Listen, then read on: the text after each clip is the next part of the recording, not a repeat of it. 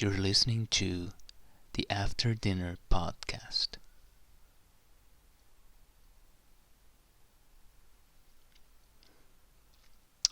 Hey guys, this is Saturday, and Saturday means podcast. And this week we're going to talk about movies. And we're going to talk about two movies. Because this week I've been to the movies twice. I've been working a lot, and but I had some time. So I just went for Terminator and Jurassic World, which is the best one, by the way. But let's start with Terminator. So, Terminator Genisys. I think it was good, in a way that compared to the third and the fourth Terminator movie, it's much better. And it is comparable to the first two. I mean, of course, the first one will always be like the classic, and will always have the code factor, and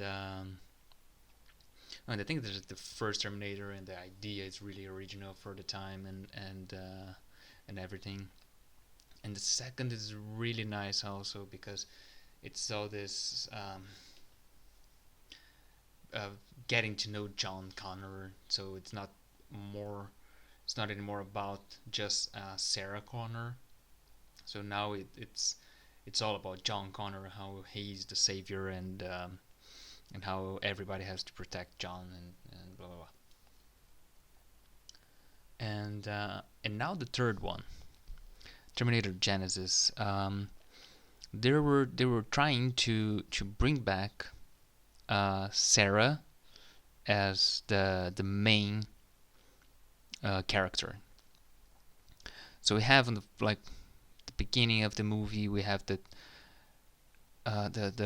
focus on John and the rebellion against the machines, and so they're all trying to destroy the machines, and go to the headquarters of the machines, and they finally destroyed everything, but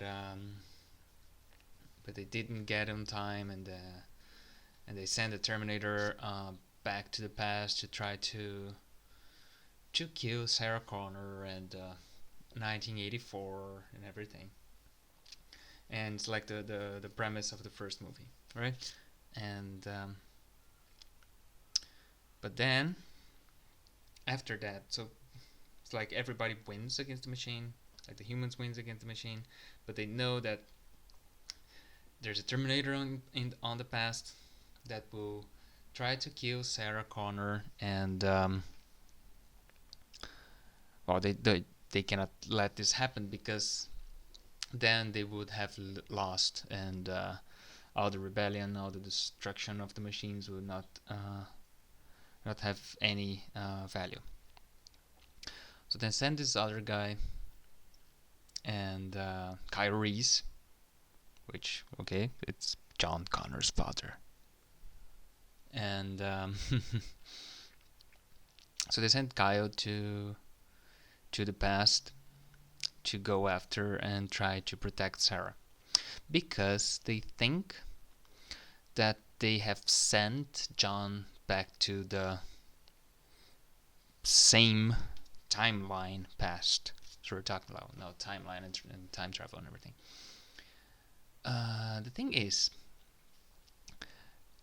when John gets there, it's a totally different Sarah, because she already knows about the rebellion, about the machines, about Skynet, and she have Arnold, the T-800, with her.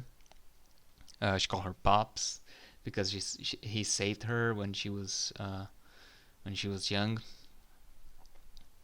and she raised her, and they lived together for like ages. So she sees him as her, well, like a father figure at least. But anyway, it's a different Sarah Connor. It's like she knows about the machines already, and it's like she doesn't need to create the savior that will be John Connor.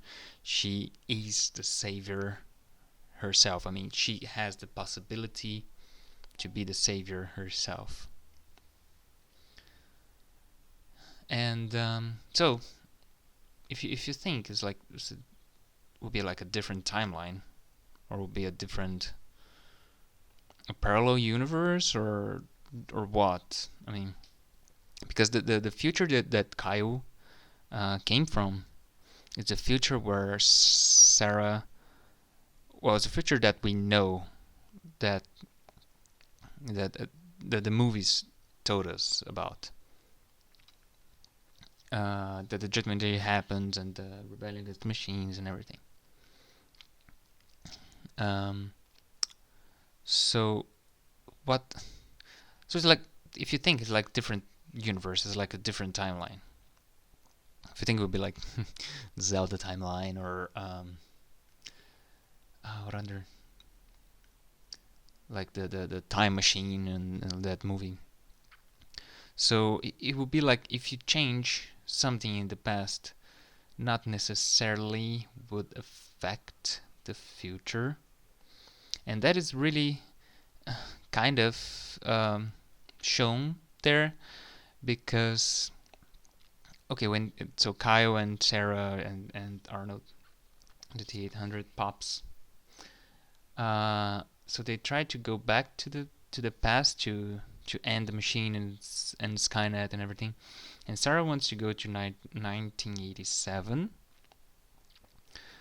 but to just 1997 to finish with Skynet before it starts.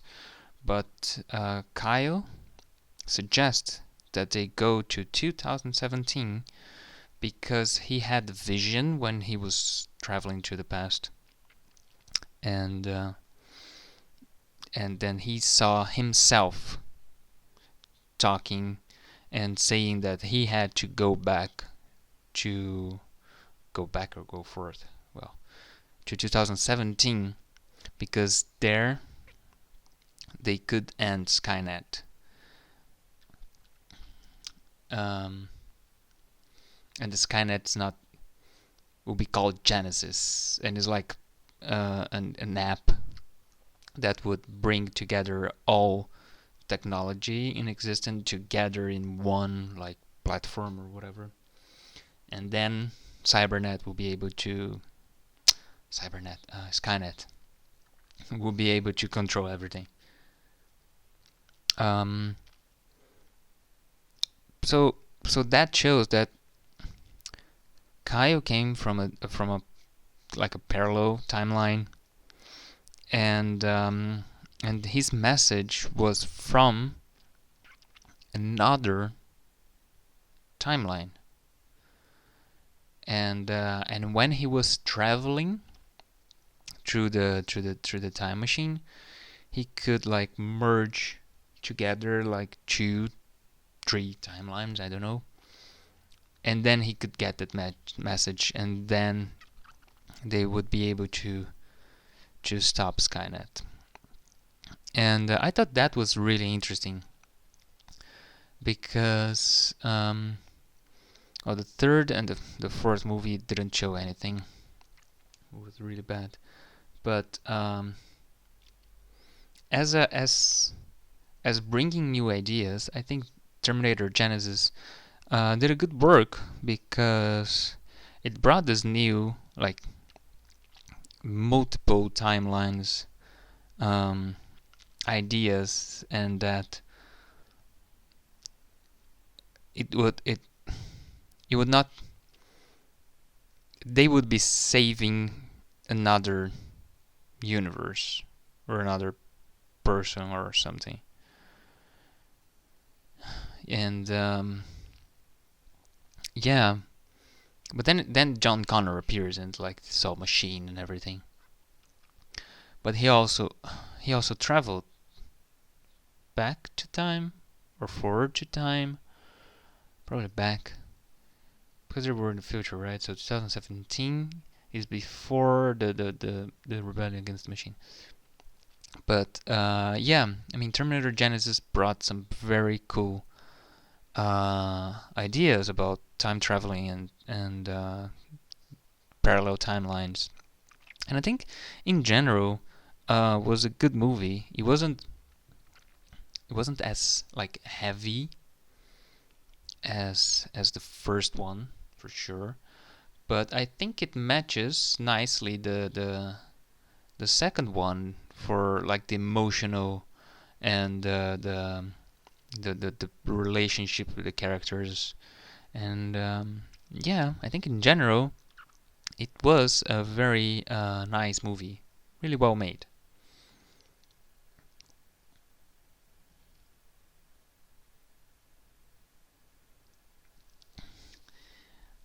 All right, and well, as I said in the beginning, we're going to talk about movies in plural.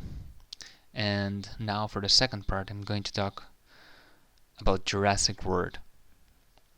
And well, Jurassic Park, it's it's my one of my favorite movie franchises ever.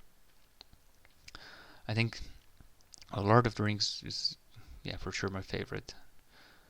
But yeah, Jurassic Park. I love Jurassic Park. I love dinosaurs, and when I was a kid, I wanted to be a paleontologist, and I always had like dinosaur toys when I was small, and like dinosaur books and encyclopedias, and yeah, I knew everything about dinosaurs. I knew their names and when did they live and everything, and yeah, dinosaurs were really a very present part on my childhood. And well, Jurassic Park, I mean, it is one of my favorite movies, and also like, well, franchises in general. Um, it's not very often. Well, actually, it's really rare when all the movies in the franchise are good, not like awesome. Like the first one's awesome, but it's really rare when the franchise has all their movies in the good level. And unfortunately, that happens with Jurassic Park also, because the other movies are just, they're really bad. They're really really bad. They don't add anything to the story, to the franchise. They don't bring new ideas. They really they're really disrespectful for the franchise. And I watch it. I I like the dinosaurs, but the stories and well, the movies, the two, Jurassic Park 2 and Jurassic Park 3, they're really like bad. They're not supposed to be there. They're not supposed to exist for me. But Jurassic World. So when they were shooting Jurassic World, and I started getting some news and everything, and they told that they would disregard the connection with the second and the third movie, and that Jurassic World would be like a sequel to the first one. So it would be a sequel to Jurassic Park, the original one. I was super happy because I was super happy, and I was like scared a little bit. I was super happy because okay, so now they they noticed that the movies are bad, and they don't want this new movie to be related with those crappy things. So they want to get a closer relationship with the first one. So I was happy. I was scared because I was, well, because of history and and historically, 1/3 of the of the Jurassic Park movies are good. And but then I watched it yesterday, and I really, really wasn't disappointed. I was so happy. It was the best movie I watched this year for sure. And I I don't remember like feeling so happy and excited uh, in years in a movie theater. Um, and it's well, as I was saying about Terminator, um, Jurassic World, they try to bring new ideas, and so it's like we're not just making dinosaurs. We now can make dinosaurs for like 20 years or something. Now we're making better, larger, uh, more teeth uh, dinosaurs, like crueler dinosaurs, as as they say there. And so that's a new idea. Like, oh, it's all business, and we don't care about the owners of the well, not the owners, the like that lady. I don't remember her name. They're not really important. Important are the dinosaurs, right? But yeah, so she and some other people was like, oh well, it's business. We have to get sponsors, and we have to get more attractions, and we have to have like new attraction every 2-3 years. I don't remember, to get more people and everything. And I felt really nice when the owner said that, oh, but you know that they're animals and everything, and how do you know that they're feeling good? You have to look at their eyes and everything. So the owner had a vision. The owner had like he felt that he was carrying the torch for Dr. Hammond, and he had this feeling. It's not just okay. I think this idea it's nice, so I can make some money out of it. It's more like, well, I think I have this idea in my heart, so I want to make a good environment, not just a very profitable park. Um, okay, so let's talk about the movie a little bit. Well, Chris Pratt's nice. I like his the character, and but yeah, in general, they really they had some nice like cameos. And it's not cameo, but like Easter eggs, let's say, from the first movie. It's like the children being attacked by the Indominus Rex. Hmm. Being attacked by Indominus Rex on that ball car or something, and it goes back to the first movie when the children are attacked by the T-Rex on the car, and yeah, that's really nice. Well, when they go to the old center, they found the cars and everything, and they found the older banners and everything. Yeah, it's really they have some small Easter eggs. And the guy wearing the the Jurassic Park shirt. It's really nice. All its dinosaurs and everything. It's really cool, and it's really funny a lot of times.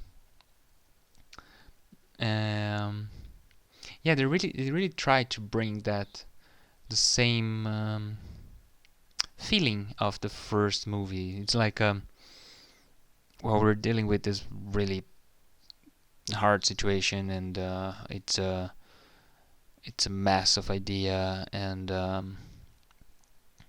it really some people might think it's politically incorrect, and but we're doing that for business and everything. Like have some not deep, I would say, but yeah, whatever. And also bring the emotional side with with the children, and it's like a family movie. I mean, it's Steven Spielberg, right? And well, he doesn't direct. He's just producer, but still, this is his legacy. And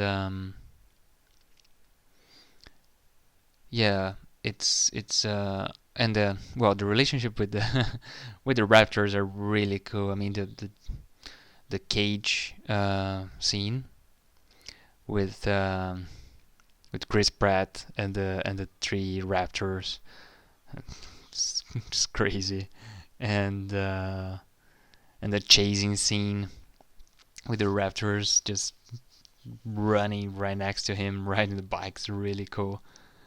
Um, so he's the alpha raptor, and yeah, that shows that they can learn and understand and respect, and it is like it's a two-way street. Like the raptors respect him, but he also respect the raptors. And I mean, it might be like cliche or very naive or something like that, but it have to teach us also how to deal with our own words and our own nature, because yeah, I mean, humans, they always think that respect is just, well, respect mostly doesn't exist in humans in general. Dictionary, right? For nature, animals, or or for other humans. I mean, yeah, it's hard. But anyway, the movie. Let's go to a happy place. The movie was awesome. It was my favorite movie of the year. Um, and I've seen the Avengers, and I've seen Terminator. What the other one that I've seen? I don't remember now. Well, but I mean, in terms of excitement and of bringing childhood memories, and not messing with my childhood memories, and respecting the legacy, and respecting the franchise, and respecting what is Jurassic Park. That's a big plus. That's a big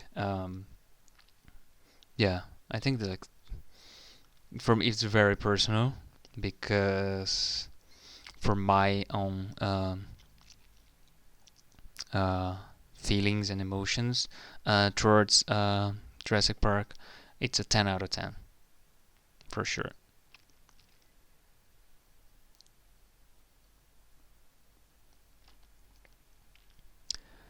Okay, think you wrap it up here. Thanks for listening, and keep in touch for the next week for the After Dinner podcast. And while you're waiting, why don't you go check the channel for gameplays and for my weekly program, Just Another Wednesday. Thank you. See you later.